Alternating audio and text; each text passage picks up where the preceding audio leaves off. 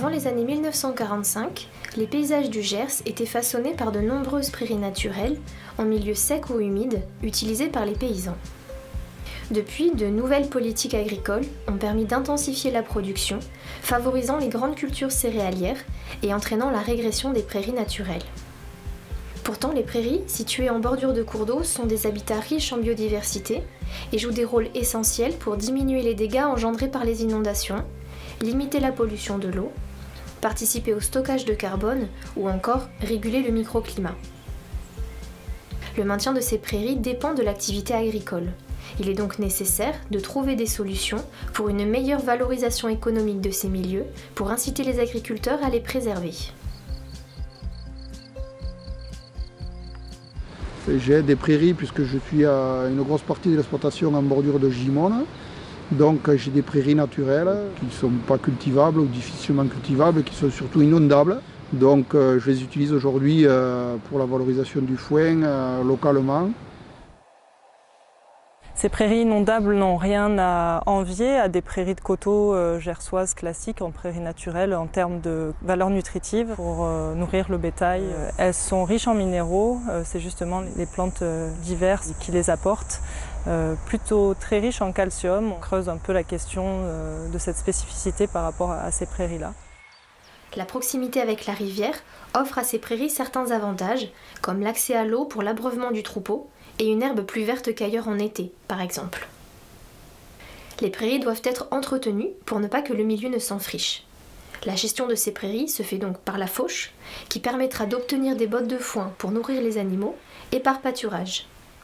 Et puis on va avoir également un entretien qui va être là pour le coup un peu plus prégnant sur tout ce qui va être gestion des lisières et des bordures de ces prairies-là. Parce qu'on se rend compte qu'on a ces zones-là qui sont quand même relativement enclavées. Si on n'entretient pas, on a un enfrichement tout simplement qui se fait et qui rend après inexploitable la prairie. Aujourd'hui, dans l'est du département du Gers, les prairies naturelles ne représentent plus que 10% des zones inondables, alors qu'elles jouent un rôle majeur pour limiter les effets des inondations, en stockant et en freinant le débit de l'eau. Elles agissent également comme des éponges en filtrant et en garantissant une bonne qualité de l'eau. Le problème principal, c'est qu'avec le changement climatique, maintenant les orages sont beaucoup plus violents et ici il est courant de voir jusqu'à 1 mètre d'eau. Donc je me retrouve avec 10 cm de sable. En fonction de la violence des orages, de la durée et de la période d'inondation des prairies, les difficultés de gestion peuvent être nombreuses, avec par exemple l'effondrement des berges, l'apport de déchets ou de branches sur les parcelles, ou encore le dépôt de terre sur une herbe prête à être récoltée. Comment on peut faire? Quelle piste de valorisation économique on peut trouver, on peut développer pour que les agriculteurs aient un intérêt économique à conserver les prairies? Comment valoriser le foin qui, tous les 4-5 ans, est sablé, c'est le terme, par les inondations et impropre à la consommation du bétail? Implantées depuis de nombreuses années, les prairies naturelles inondables accueillent une grande diversité de plantes sauvages, avec en moyenne 50 espèces par prairie. On peut y retrouver des plantes spécifiques des milieux humides et des espèces protégées comme la jacinthe de Rome. Les prairies naturelles inondables, elles vont avoir une très grande diversité en termes d'espèces animales, que ce soit en papillon ou en grillon, en sauterelle. Ça va servir de base à tout le reste de la chaîne alimentaire. Il y a souvent beaucoup d'oiseaux qui se reproduisent dans les haies, dans les arbres, et ils se nourrissent dans la prairie. On a quelques espèces emblématiques, notamment la pie-grièche écorcheur.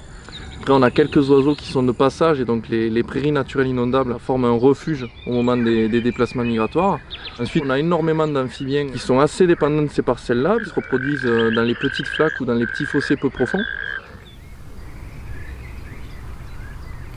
Les prairies naturelles inondables du Gers font partie intégrante du paysage du département. Elles se situent souvent sur des zones où des activités de loisirs sont pratiquées, comme la randonnée, le vélo ou encore la pêche ou la chasse. Nous avons installé 2 sentiers pédagogiques, un qui traite de la zone humide et aussi un sentier ornithologique autour du petit lac de l'île Jourdain. On organise aussi à la mairie de nombreuses sorties nature tous les ans sur des thématiques comme la zone humide elle-même, pour la découvrir, pour que les habitants la connaissent, donc la protègent. Avec le changement climatique, le département du Gers va devoir faire face à de nombreux enjeux de territoire liés à l'alimentation, la préservation de la biodiversité et la gestion et la qualité de l'eau. Compte tenu des rôles joués par les prairies naturelles inondables, on peut dire qu'elles sont une des solutions pour faire face à ces enjeux. Il existe des politiques publiques pour inciter les agriculteurs à conserver et gérer durablement ces prairies, et des structures comme la DASEA, la Chambre d'agriculture, la Fédération des CUMA du Gers et l'INRAE travaillent en partenariat pour accompagner les agriculteurs, améliorer les connaissances et trouver des solutions économiques pour préserver les prairies naturelles inondables et leur biodiversité.